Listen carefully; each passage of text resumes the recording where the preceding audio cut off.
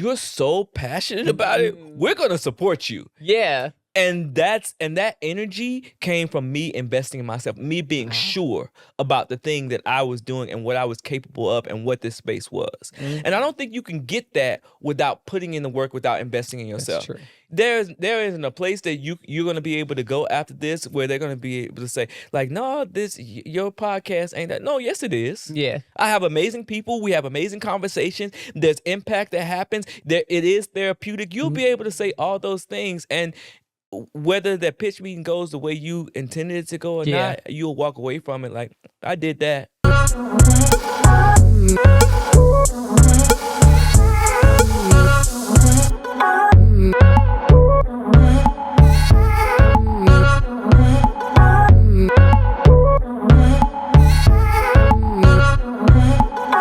What's up? It's your girl, Shanice, your favorite professional closet organizer, declutter expert, and scientist. And this is another episode of Closet Therapy, the show that opens the doors to the stories we often don't want to talk about, however, that we need to hear. You know, the messy middles, the pivots, the fears, the insecurities, the reinvention, and the emotional clutter we often hide in the back of our closets or behind our well-curated lives.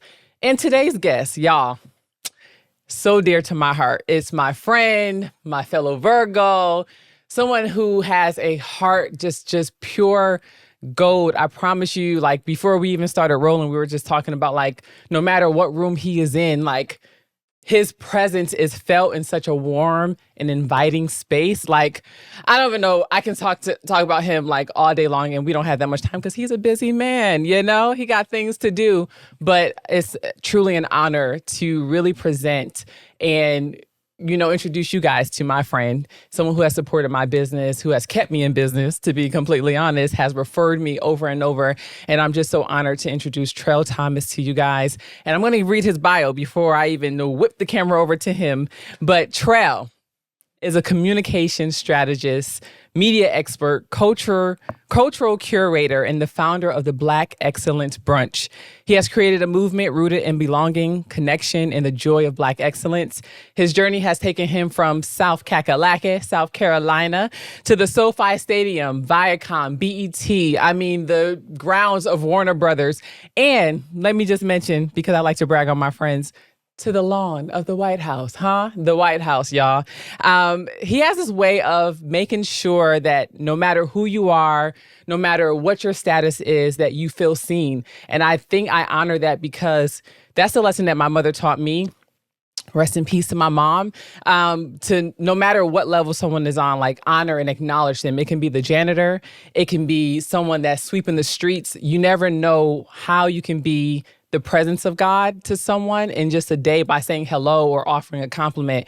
And I would say that if I had to describe Trell in a few words, it would be literally like Sunday dinner wrapped inside of a person, the feelings, the emotions, the connection, the communication. So without further ado, I want to introduce you guys to Trell Thomas, someone that I love and honor and I hold dear to my heart, for real. Oh my gosh, can I just say that while you were giving that introduction, I was looking around like, is she talking about me?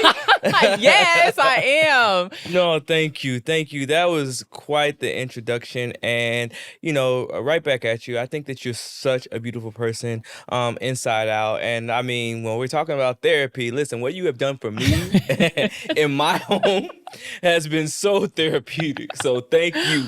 I love it. Okay, so we're going to jump right into it, all right? Because people, not only do they need to hear your story, but before we even get there, I like to start off with, you know me, opening up them closet doors. Oh my God. And since I've been in your closet, you know, from the old place to the new place. Yeah. And I haven't been there in quite a few months, you know, and I want to know, what, if we open the closet doors today, what is your closet saying about you, where you are? And not necessarily, you ain't got to tell me the status of it, because, you know, we can talk about that later, okay? Because I know you've been shopping. I know you've been shopping, okay? But tell me, like, if your closet, if we open the doors right now to your closet, and not just the clothes, but the story, what would it tell about the season that you're in right now? I think that is a great question. I think that my closet, both figuratively and literally, I guess, about the season that I'm in right now, it would just speak about authenticity Mm. and growth. I think my closet nowadays is just looking more like me. Yes. I think like in my life, I'm looking more like me. I feel like I spent so much time trying to figure out like who I am Mm. and who I'm not, and trying to fit into spaces and Mhm. places that in this season of my life, like I'm okay if that space is not for me. I'd rather be in places that are for me, that I'm Mhm. supposed to be in. And I think my closet and my style now is a reflection of that. Like I'm me, you Yeah, and know? I love that because I think I can say I've seen the evolution even as we have done like closet edits like over Mm, time, like from when I first met you, like until, and shout out to Style who introduced us. love But him. like when I first met you and seeing the evolution of your style, every time you post something, I'm like, did you post the outfit? I Did you post the swear. outfit? Because I am advocating for GQ magazine. If you are listening, or somebody that works there, an editor or something, y'all need to hit up Trell and get in his closet, because every time you get dressed, I'm like,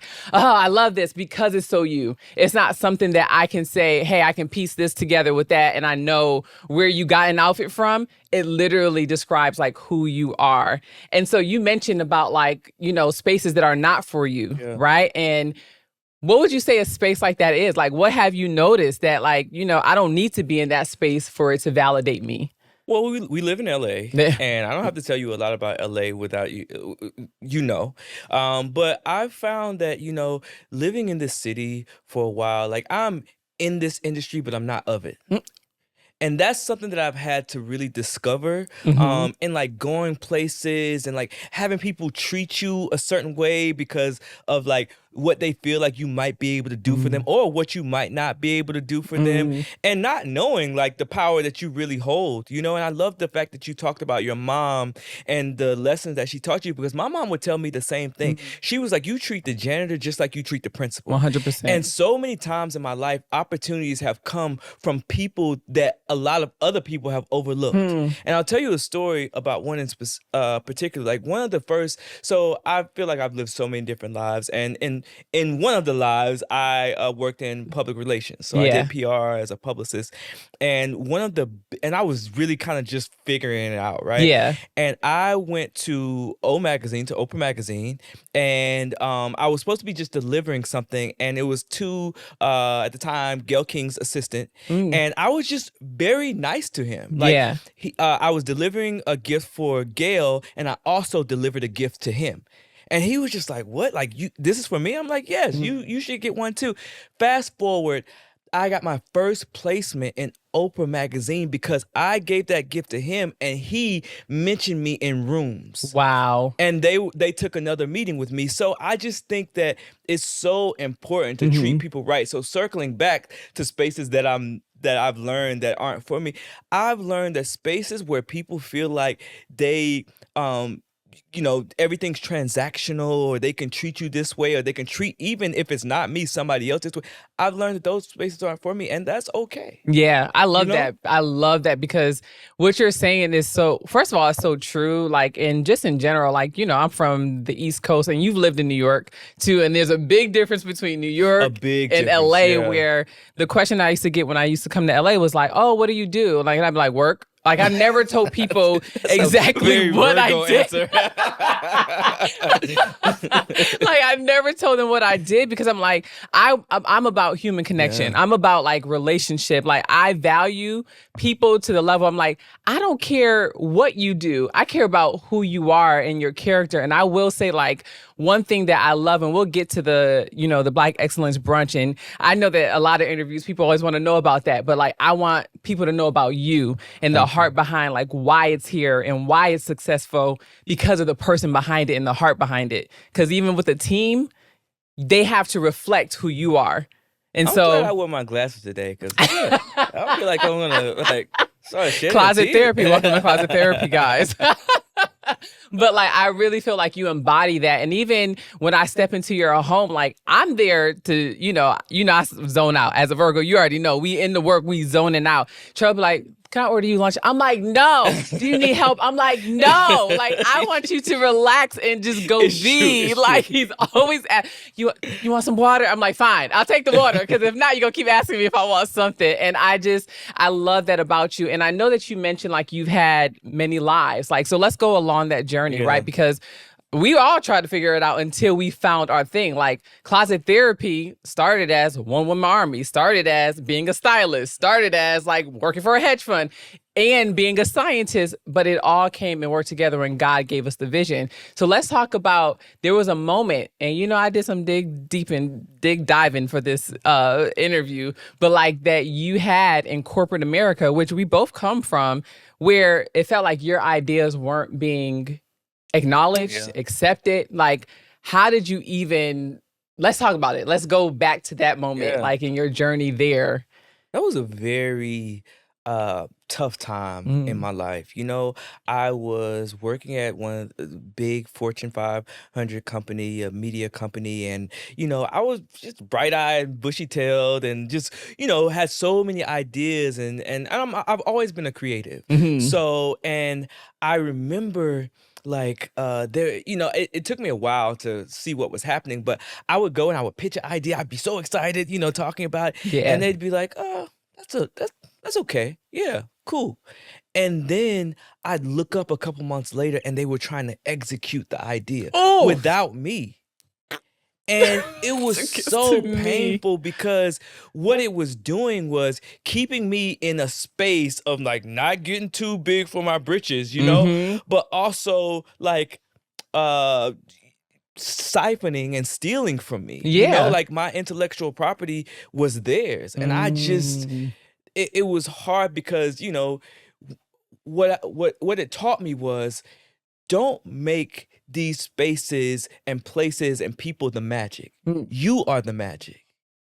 You know? And I had to learn that because I was thinking like, oh, like I'm not me without them. But that situation wasn't it without me. Yeah. And that's okay. That's okay. It's okay to acknowledge that about yourself, that you bring something that nobody else can bring.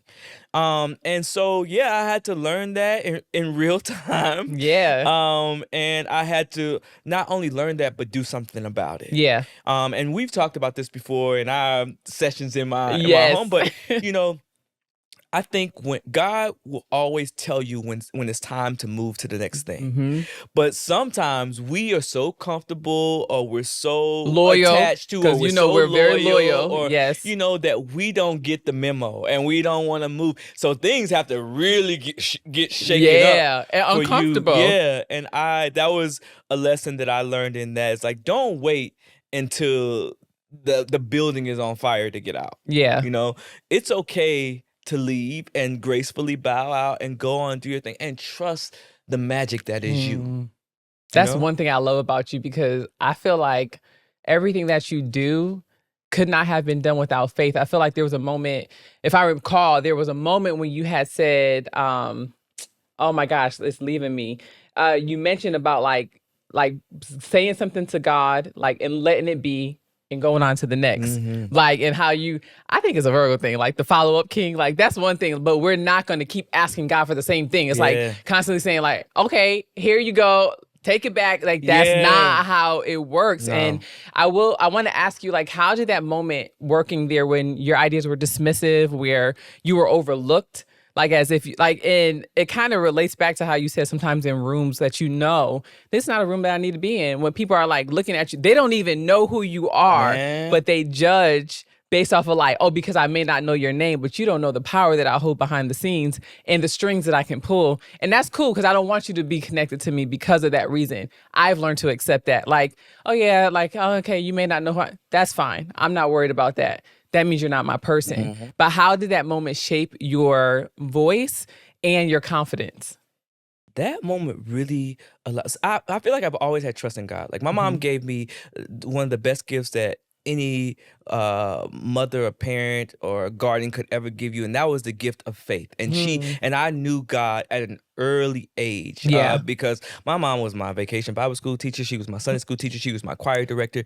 She was like, she was, she had us in church. I feel like sometimes it felt like 24/7, but it helped me build this foundation of faith. But what I learned in that moment that I didn't have faith or trust in myself. Oh, please talk about it. And that's important as well, because if you really look at it, like, there's a Bible verse. The actual verse is in my head, but the read the whole Bible, you'll find it. Escapes me. But it is basically, it says like the same power that was in Jesus Christ, like, is also in us. Yes. And when you really sit with that, you figure out that you are an extremely powerful being, because we talking about the same Jesus Christ that raised the things from the dead, that turned water into wine, that multiplied food, that that allowed Peter to walk on water. We're talking about that same Jesus Christ, and we have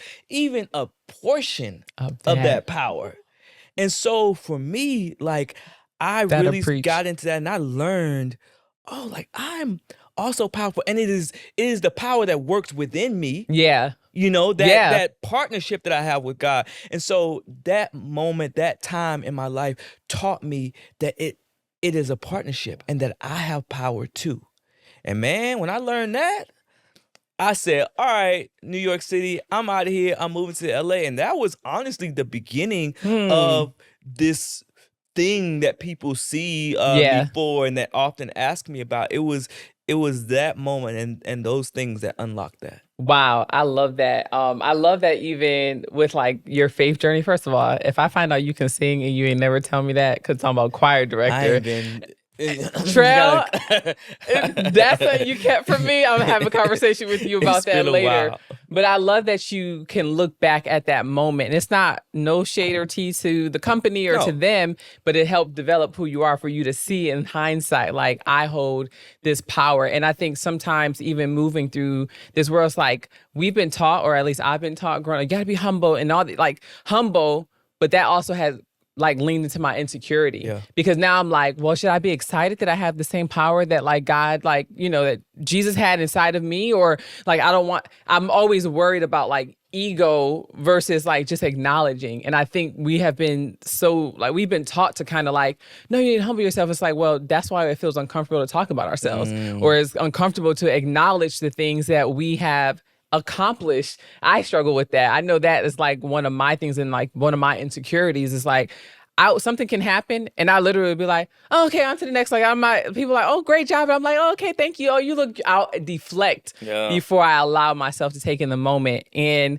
I feel like just our relationship over oh my God, it's been like, what, almost 4 years? Yeah. I don't know. Yeah. Like, I have learned from you because you have started taking in your moments. And I noticed the shift, like where you acknowledge those moments, even before you went to Jennifer Hudson and we were in your room picking out like you was picking out your looks and stuff. Yeah. You even in the moment of deciding what you're going to wear, you made a decision too, to like, well, they tell me not to wear this, but like, I want to be myself. And also taking in that moment was happening. There was something else that happened that you like you were going to, it was another like press opportunity, and you kept that and you was like, I'm excited. I can't talk about it right now, but like you literally started acknowledging for yourself these great things. And you taught me that just being in your presence, I'm taking note for myself, like, wow, like I do need to take in these moments, and it's okay. Like, and it's okay for people to celebrate me, because I was not. Even when you came to my birthday, like, and you were like, this is good. And I was like, oh my God, Trell is telling me that this is good. It was so good. It was so good. Freaking stoked. Okay, so let me ask you this, because I want to, like, now that we're diving into this messy middle. Before you move on, I want to say you're such a good friend. Oh, because thank you. To be able to like see that and really see people, not just, on the surface level, or even like a step beneath the surface level, to see them, like to really see them, that's important. That's so important in friendship. Oh, wow. Because it's not a one size size fits all. Like you can't treat this friend just like you treat that friend. Yeah. And like it's important to recognize that. So I just want to like call that out in you that like you're a really good friend. Like Thank you, friend. really good. And I also want to say something before we move on Yeah. about humble. Behind the scenes before this interview started, I love that off camera the word grounded was used, and I think that's what people probably mean when they're saying be humble. Yeah. Like stay grounded, and it's Yeah. important to stay grounded to who you are and whose you are and all those things. But like I have a love and hate relationship with the word humble because a lot of times people use it to put you in your place or to make sure you stay in your place, and that's not cool. Like I can be grounded, I can be kind, I can, acknowledge all the things, but I don't have to shrink back constantly. I love that. So be grounded, but you don't have to be humble in societal's ideals, I love that, and thank you for taking a moment. See, this is y'all seeing Trell in real time because he will make you pause and acknowledge moments. So I thank you for actually doing that because now I have a different perspective, like of grounded, because they do try to put you like, oh no, like you should be humble, like because you don't have a certain status or because you don't have a certain whatever number in your bank account or whatever. It's like be humble, like you ain't there. It's like well, hold on, hold on. Wait a minute. We're going to back this up real quick, right. So thank you for taking that moment. Thank you for calling me a good friend. I appreciate that. Oh my God. Not flipping the script on me. This is about to make me cry. I'm not going to do it. In my shades. Yes, please. Okay. So if someone is I want to speak to the person that may be in this exact messy middle, right? Where they're at this job. They're being overlooked. They're being dismissed. Their ideas, like, they're afraid to jump because, listen, now I ain't telling nobody to go quit their job if you got bills and stuff. Because, okay, one thing about me, I will work hard to make sure my bills get paid. But what would you tell them if you were sitting on their closet floor and they were going through that and they exposed that to you? Ooh, I would tell them that. So it's something that I honestly have to tell myself. Like, when we remember our source and we stop making that job our source, that person our source, that opportunity our source, like remember who your source is. So if God gave you a yes, there ain't nobody in the middle, on the side, underneath that can say no to you. And so you keep your eye on the prize and know your source is. And then the what, the how, the when, the where. You ain't got to worry about all that. And so that's what I would tell them. I would like remember your source and trust your source. Yeah. Yeah. And know that all these other things and people, they're not your source. Yeah, I love that. Write that down. Make a note in y'all They're journals. all vessels. I love that. It's like one thing that make sure y'all make a note of that. That's so good because I like that. Like it's not the source and understanding who the source is. There's this book. It's like a really tiny book that one of my friends, Lauren Messiah, she told me about reading when I started this entrepreneurial journey. And it's called The Book of Abundance. And they talk about like the source being God, like understanding where it's all coming from, that you acknowledge that and don't get caught up in like, oh my gosh, like who's the next person that I can like step on to get to the next level. It's not about that. You'll never win. I even was doing my personal development this morning, listening to Jim Rohn, and that's something that he mentioned too. Like success is not about like how to get ahead quickly or how to step on somebody else's shoulders, but it's actually just learning how to like understand where you are and like settle into that space. So that's a good note for the journal and for you to journal about or whatever. But I want to go into, of course, people want to know about like the Black Excellence Brunch, which is something that you created that is amazing. Like I want to dive into that, but it's in 2017, right? Like make sure 2017 make sure my fact checking was right. Looking like, you see it now. So I want to fact check, make sure I'm right. Yeah.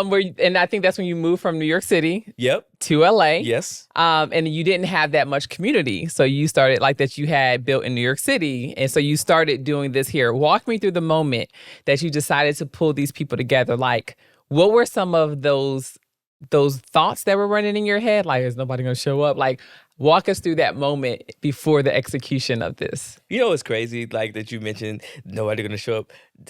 All these years later, I still get that feeling. Oh, really? Isn't that wild? Like somebody was talking to me the other day, and they were like, "Trell, why do you feel like that?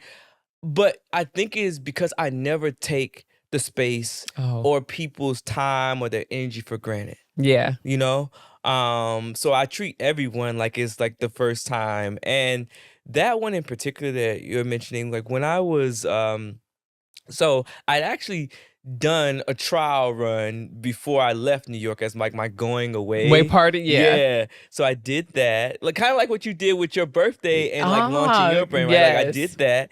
And then I came here and I just felt like I didn't see enough of us. I didn't Mhm. feel that same community that I felt in other places. And so, a mentor told me a while back, like if you don't see it, like create it. Mm, You know? Like who's yes. stopping you from doing it? Yeah. And I've lived by that like a lot of my life. Like if I want something, I'm not waiting for somebody else to give it to Ooh, me or to give me permission. yes. I'm just doing it. So it was that same vibe. And like luckily I had friends, a few friends here. And then of course they had friends. And that's honestly how the brunch has grown in general, like Wow. through word of mouth. And Yeah. like people being like, yo, you got to come to this space. Like, Yeah. so I just invited, the people that I knew and I told them to bring somebody really amazing. But yeah, I was nervous. I think the first one is so crazy. Like I didn't, I was trying to figure out my finances. I had like one of those, I don't even know if they still do them, but Chipotle had like they had given me a gift card where it was like a catered Chipotle. And Yeah. so the first Black Excellence brunch in LA, we had Chipotle. Oh, wow. We have since evolved from Yeah, that, but I bet you it was we better definitely time. involved for the Chipotle. That's so funny. I like Chipotle. But yeah, so it was just me saying, okay, Trell, don't wait. Yeah. And I've been really good. I've been really good at doing it scared, doing it nervous, doing it unsure, Hmm. I've gotten really, really good at that over my life. And that was the same thing. And people showed up. And I feel like God will give us these kind of like winks or like breadcrumbs, or will let us know like when we're on the right path. Yeah. And people came, actually more people than I thought would came. So that was like clue number one, like, oh, there's something special here. And Yeah. then everybody that walked by us was like, who are you guys? Like, what do you do? Like, Mm. what's happening? Can we take pictures of you? And like, I feel like that was another breadcrumb of like, yo, you're doing something special is here. Yeah. And then people didn't want to leave, and they still don't, Yeah, when it's it's over. true. And also, people would come up to me and be like, hey, I've never been in a space and felt like I have Mm. that. And I've always just wanted to give people that feeling of Mm. love and being celebrated. So yeah. I love that. Okay, so we'll back up so you guys understand exactly what the brunch is, because I kind of just dived into it because I've been there. And I just want to reflect on what you're saying is like giving people that feeling, that love, that like feeling like excellence, because I've experienced it like twice. I was like, oh my gosh. I mean, we did the Warner Brothers one, and then there was another one. I forgot what location it was at, but walking into the room, what I love about you is like, yeah, people can celebrate. Most of the time, people celebrate like, oh, you got this brand partnership. Oh, this celebrity's gonna be there. Oh, like what I love the most is that walking into that room, it doesn't matter if you are an A-list celebrity. It doesn't matter if you literally are just a janitor down the street at the school. Like you feel the same kind of love and treatment. Like you walk around, you say hi to everyone. Like it's that feeling that I don't even know how you do it, but you do it on such a grand scale that makes the bigger rooms feel like it's just an intimate space. And the rooms are big. Like that brunch has grown really large. Like That's such a compliment. Like I love that. That's such a compliment because going back to that like LA event, LA vibe. Sometimes I love LA. Yeah, me too. We both love LA. I absolutely love LA. No shade, but New York City is where I'm from. There are things that I wanted to make sure that so there's no VIP section. Yes. There's no like you sit here and you sit here. Like everybody is a VIP. I was very intentional about working hard to ensure that it still kept that integrity of my mom's, being around my mom's kitchen table. So that to me, that's the highest compliment that anybody can give me, that they felt seen and special no matter who else was in the room. And there are some incredible people in the room, but guess what? You're one of them. Yeah. You know? Yeah. And I never felt like, oh, I shouldn't say anything. Like everyone, even people that people may not think, like A-list celebrity, they'll never talk to me. It doesn't, the tables, you don't know who you're sitting next to. There's no assigned seating. You go into the room and you don't know who you're going to sit next to, depending on who you're with. And then you end up creating and meeting new people that you can walk away with. And you had a great conversation with. You experience this intimate like setting. It's absolutely incredible. Like if no one gets to experience it, like you guys are, I hate to say you're missing out, but every time I'm like, first of all, I'm always watching Trell stories for the outfits. What are you wearing this time? Oh my God, now I feel underdressed. Yeah, no, this is underdressed, y'all. Y'all should see what he's dressed. And then also like, it's just like the different spaces. Like everyone that you have, I'm like, I'm having FOMO. Oh my God, this is like incredible. Like you can feel it even through watching it from afar. So like whatever you're doing, it's amazing. Please keep going. What kept you going? Even after the first one, it's like you could have stopped. Ooh. I think I feel a sense of responsibility. Ooh. That's heavy. You know, I feel a sense of responsibility to myself, to my family, to my community, to my culture. Yeah. And it is that responsibility that keeps me going. And also, I honestly feel like, I was telling somebody this the other day, I feel like I'm cheating the system, you know, in a way, because I legitimately enjoy doing it. I enjoy curating these spaces. It doesn't feel like work. And like somebody's also paying me to do it. Yeah. So I'm like, yo, you sure? Yeah. Okay. And not taking your idea, like from them, not taking your idea in corporate where you was being paid for your ideas to give to them that they're taking to now they're paying you for you to allow your creativity to be shown as literally the script flipped. Man. Like God will show you like that moment had to happen so I could show you what I can do in the moments where you're connected to me. So I love that is your deeper purpose and your meaning behind it. So I want to ask you this too, like when you're selecting people to come on, like to be your guests or those that you honor. Because I even noticed as sometimes you'll honor people that aren't even on the stage. Like you'll call up and you're like, I just want to give you your flowers. Yeah. That is such a special moment because no one sitting there knows who you're going to call at the moment. The person that you call up isn't even aware. And I love that like surprise element. How do you go about selecting who you want to honor in the moment? There's a number of things. Like I pray about it. I pray about everything. I'm so just intentional about it, and I will ask for the direction. Also, I will feel like I get like these downloads, you know, like I see people, I talk to them, I connect with them, and I make a list, and sometimes I make that list like 10 times before I get like on stage to actually call people up. Like I go through it. But I just think about, I think about people. I think about like their contributions. I think about like how, you know, how I would like to add to their life. I would like this space to add to their life. So I think about that. But honestly, I love giving flowers to unsung heroes. Like that's my favorite thing to do. I love that. Because, you know, as someone who's done, I feel like all the jobs, you know what I mean? And so many things are thankless. Yeah. Especially in this industry. Yeah. You know? And so for me, I look for those people who haven't been thanked or haven't been thanked properly. And I was like, you know, that stops here. Like we're gonna change that. We're gonna be the change. And so for me, that's probably the number one criteria. Like who deserves their flowers, who doesn't always get them. You know? I love that. And I think that you're curating this space for it to actually represent that while you're also building legacy for your family. Because that, I just think about like, this is so like, I can't even think of the word, but like, at the end of your life, what do you want people to say about you? And I think that if it's this legacy of like, he see me, he acknowledged me in a space where, whether it's an assistant, whether it's someone that is the janitor, whether like I have even seen you thank the people that are picking up our plates at the brunch. Yeah. Like you know I'm very observant. I'm Virgo, so I always look at stuff. Yeah, we gonna see but like, everything. exactly, we don't miss nothing. Okay, we're detectives. But I've seen you do that, and that even I'm just like, man, that's my friend. Like that makes me so proud to call you my friend when I see you in those moments,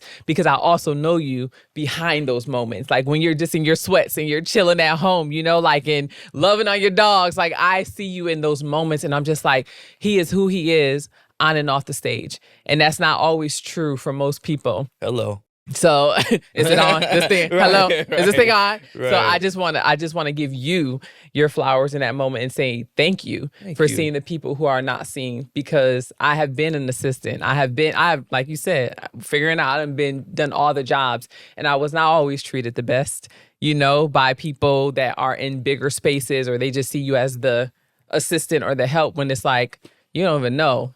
I'm the right hand, the person that you actually want to be nice. You actually want to talk to me. Yeah. You know, like don't do that. You know, so I want to give you your flowers. But I also now I want to ask you this question. Okay. Right. I remember in an interview, I recall in my research that you mentioned, because entrepreneurs that are maybe listening to this, like, you know, everyone's like, oh, seed A, and you got to get your funding. You got to do all this.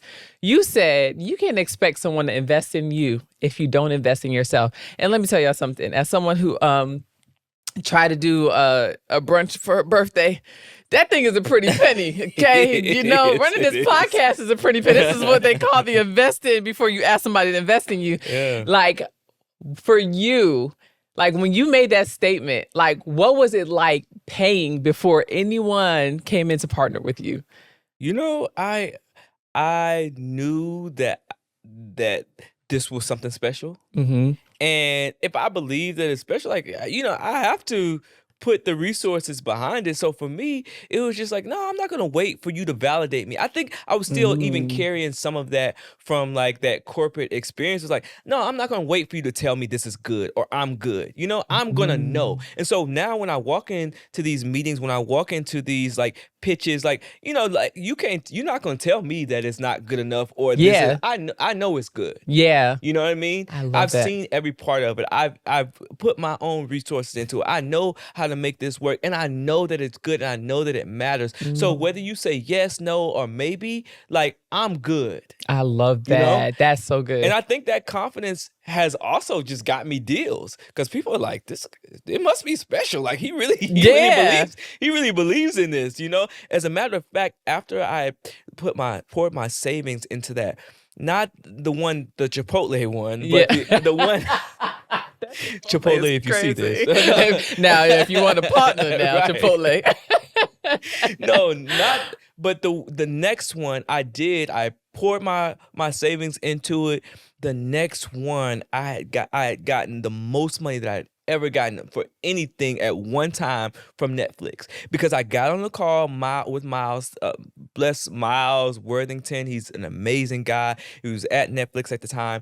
We got on the phone and I was just telling him, and he was like, man, I don't know what this is that you're doing or what's going on, but you're so passionate about it. We're going to support you. Yeah. And that energy came from me investing in myself, me being sure about the thing that I was doing and what I was capable of and what this space was. And I don't think you can get that without putting in the work, without investing in yourself. That's true. There isn't a place that you're going to be able to go after this where they're going to be able to say, like, no, your podcast ain't that. No, yes, it is. Yeah. I have amazing people. We have amazing conversations. There's impact that happens. It is therapeutic. You'll be able to say all those things, and whether that pitch meeting goes the way you intended it to go or not, you'll walk away from it like, I did that. Wow, I don't know why I'm feeling this in my heart, because I'm like, Trell's trying to push me out my comfort zone. I already do it. I don't know what the conversation is after. I'm like, going to what room? What? What's happening? But I think that confidence, because now even the way you just talked about it, it's like, well, how can we be apart? Like, I don't want to miss the train. Like, it makes you have that urgency, and it's not a false urgency. Anytime you have talked about it, and this is the beautiful thing about what I do in my career, being in the closet. I have heard him on calls, and he talks just as confident like this and I don't know if they're pitches or whatever, but whatever it is, you be sealing the deal. Because I'm like, well, if somebody don't get on, like, where do we put money? Like, I want to ask you that too. Because as Virgos, we don't always ask for help, and we don't always ask for people to support us. Like, we don't do the ask. What is it that you need support in this season? Oh my God. No, come on now. You're gonna put me on the spot like that. Honestly, there's like, I've been wanting to get more. And so my real background is in broadcast journalism. And I felt like an imposter in that space. And I've finally gotten to the place in this season where I'm like, I'm going for all the things. Yeah. All the things that I thought I couldn't do or I thought weren't possible for me, I'm going to do all those things 3 and 4 and 5 times over. So I think for me, it's just like, mentioning me in spaces. Yeah. In those spaces to those people. I've been, I've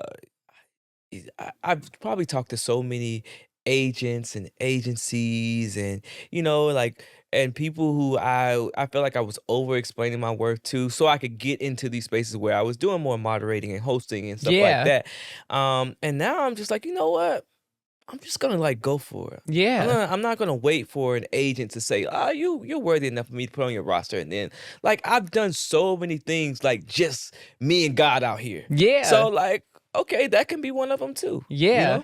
Well, anybody at Vogue, if you're listening, he would be great on the carpet of the Met Gala. Just want to put that out there. Like, just want to put that out there. But also, you've moderated. Like, your Black Excellence, you're moderating up there. Like, you literally have footage of you doing what you want to do. Like, and believe it or not, you're saying like this is what I talk about full circle. Like the moment that I knew that my science background, because people didn't, when I came, I didn't tell you I was a scientist. No, I had no idea. And a lot of people say that, but that moment that I was sitting in my Harlem apartment last year when I was working at the lab, my friends like at Columbia, like I'm sitting on the floor and I'm like, God, what you want me to do next? Like just meditating, because the closet wasn't big. So I was sitting in front of the closet. Like, Lord, like, what do you want me to do? Not realizing everything comes full circle. All of it works together. So even me doing this, they will call it translational research because I'm not in the lab doing it. Every client that I've had, from A-list celebrities to everyday people to the person that's just joined my like digital program, like I have been doing translational research, and now I'm like, well, I am a scientist, like, and I have my degree, and I've sliced brains, and I've sliced, I've been in the lab slicing things and cutting up stuff, like researching. So for you, I just want to say, like, the broadcast journaling you've already done. Yeah. Now it's just like, now I'm ready to actually step into it. That's it. Like, I've already done it. I got my reels. Splice together all those brunches that you've done and actually present that as your reel. Like this, you want me to host your event because I've done it in front of celebrities. I've done it in front of like all of these people, from a small Chipotle dinner to now we're eating shrimp and grits, y'all. Okay. Like there's just, I just think that now's the time and you can do it. And if I know anyone, I'm going to put your name in the room. You already know that. Like I will shout your name from the rooftops. And if anybody watches this, like make sure you hit Trell up and like make your dream come true. Like I'm for it. Scientist dissecting me since you got your degree in You didn't even know what I was doing up in your closet. I love it. This is like your habits, like focusing like, on like your behaviors and like your shopping and like all that stuff comes together when I was doing the closet stuff. That's amazing. So wow. Full circle, right? So full circle. So people that don't know, because we talked about the Black Excellence Brunch, and I talk, like, how would you just describe it? Like, if you had to give a definition of what it is, what is it? Just so that way we can. So the Black Excellence Brunch is really my rendition of my mom's Sunday dinner. Mm-hmm. Sunday dinner is a tradition that goes back in the Black community for 400 years. And it really served as a space of joy for us, like, during slavery times, like Sundays were often the only day that you got to like rest and sit and sing and laugh with each other. And sometimes other plantations would meet with other plantation people, would see people that they hadn't seen in a long time and celebrate and tell stories. And so fast forward to now, like that tradition still holds very heavily. You go to church, after church you have Sunday dinner with your family and friends and loved ones. And so it's a space of celebration, a space of love. I just put some floral arrangements, call for a certain kind of decor, and inserted like some entertainment moments. But it is that same thing, that same feeling. So shout out to my mom, shout out to Yes. Thank this you. long-standing tradition that has held us up and held us down. Yes. And so yeah, Black Excellence Brunch is just my rendition and my spin, the trail spin on that. Yes, Yeah. I love that. Now, okay, so because I could talk about this all day. Matter of fact, I could talk to Trell all day. That's why I be in his closet all day talking to him. Okay. Don't let me run your bill up. But okay, so this is something I do want to ask you, because I feel like even before we move on from the Black Excellence Brunch, you know, in the season of AI, Oh, yeah. right? Like AI is here, all the things. Like, do you ever feel like AI could ever replace what you do in this room, or are you trying to figure out how to use it to enhance the rooms? You know, I think it's like you said, it's here. Like for me, I'm like, okay, let it work for me, because AI doesn't control us. We control AI, right? Like we're inputting the things into it. So like, I'm like, okay, let me input Yeah. and get a better output. Yeah. You know? So that's where I am with it. I'm not working against the thing. I've learned to surrender and go with the flow and move in that flow, you know? And it's the same thing with this. I love that. Good. I wanted to add that in there because I'm like, everybody's like using AI and like, you know, like how to enhance your business. But some people are like, I'm not never using it. And like, they're so against it. So I love that you're like, how can it make me better? Yeah. Like, we're here now. Let it work right? for me. Okay. So I'm trying to think. There's so many ways I can go with this. Okay, I think I asked you that one. Okay, I do want to ask you this. What's something that you kept, right? A piece of clothing, an accessory, a symbol that holds a story about your journey. Something that you wouldn't let me get rid of. You're normally good at like letting go of stuff, Yeah, because you I know try to you're let gonna go fill of it up the stuff. next day. The shopping. You know, wow. Oh, that's such a great question. Something that I haven't let go of. Ooh. Oh man, that's so tough, but it's so good. We could take a moment. Don't worry. Yeah, Think about it. No rush. I don't. I feel like there are phases, there are times in my life, and I'm gonna mention this because I'm like, City. It's not something that I've had for a super long time. I've had it for about 4 years. But when I went to Ghana, I was given this bracelet by Senyo. His name is Senyo, and he gave me a bracelet like as I was going into the airport, and it says "Never give up," and it's like all twisted and bent, and but then there's these words in it, and I just thought every time I go someplace, I make sure that I grab this, because it is a reminder to me, like no matter what twists and turns happen, like don't give up. Love And that. so I take this everywhere with me. If I can remember, like even if I've walked out of the door and walked back in to go get it, you know. So I would say that. I love that. That's yeah, actually, it's the thing I even can while think you of were right now. thinking, I seen you doing this, like, and you were just rubbing, like, but here goes science. I'm like watching you. Yeah. But like I seen you doing that. So like, it doesn't matter that you haven't had it for that long. 4 years is still a long time. But like that is something that you like reach for. I'm watching your Yeah. behavior, and I'm like, that's something that is really meaningful to you. That's connecting to that sense of meaning. And the fact that you have that story is also a reminder that probably sits in your subconscious mind that you don't even pay attention to because you're going day to day. The subconsciously you went back to get that once you left it. So it's like, it's something that's a part of you. And that's something I would never tell you to get rid of. Like if we had to do like a thank closet you. edit, just so you know. Like I never You're make you get safe. rid of that. You safe. Okay, so before we close out, I want to move to the portion of the show. It's called Closet Confessions. And I want to know what is something an emotional clutter or physical clutter that you need to let go of to fully step into your next. You know, I think so. A lot of people don't know this about me, but in 20, I can't remember, 2015, 2014, I was mugged. Oh wow. And I had my jaw broken. I still have metal plates in my jaw. Right now I had to have plastic surgery and all of that. A lot of people don't know that Wow. about me. And so, and even now, like it messed up the nerves. So Yeah. like I always have that feeling, you know how your foot falls asleep? Yeah. Like that feeling is always here. Like Wow. no matter what. And so sometimes like I have these moments where like I blame myself, or I think, what could I have done differently? Or what did I Mm. do?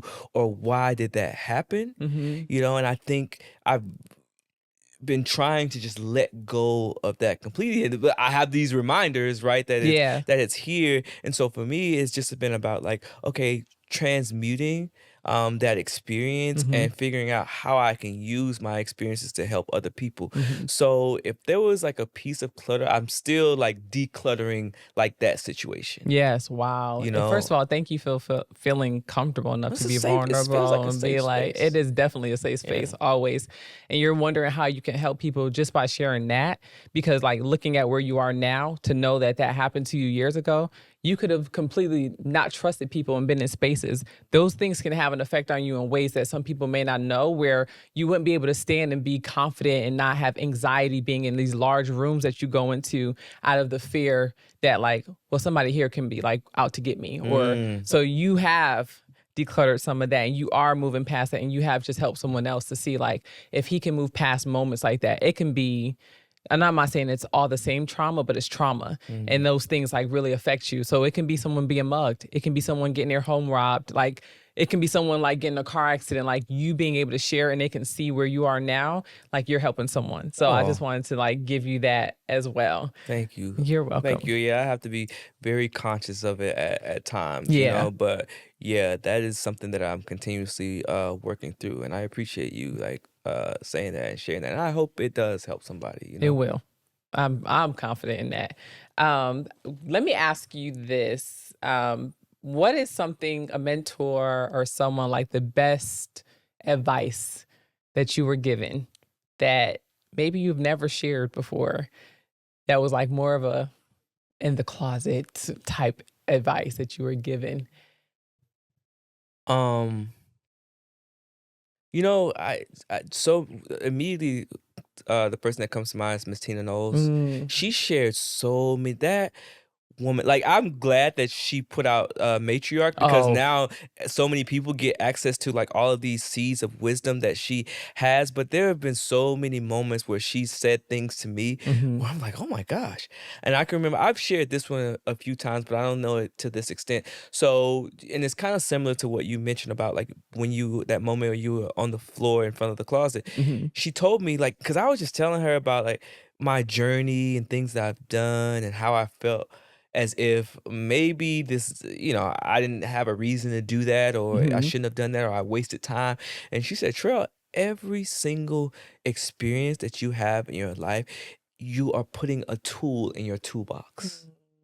And if you think about the moment that you're in now, you are taking out tools that you use. I used to work at McDonald's. You're taking out tools that you use as a 16-year Serving. old at McDonald's, and you're able to use them right now. And so don't shun any part of your journey, because it is all very important, even in your now. Yeah. And so I think I take that piece of advice with me a lot of places, of just like, okay, no, those experiences were tools. And Yeah. now I have this big toolbox that I can roll in and be like, oh, yep, this tool is right for this Ooh. moment.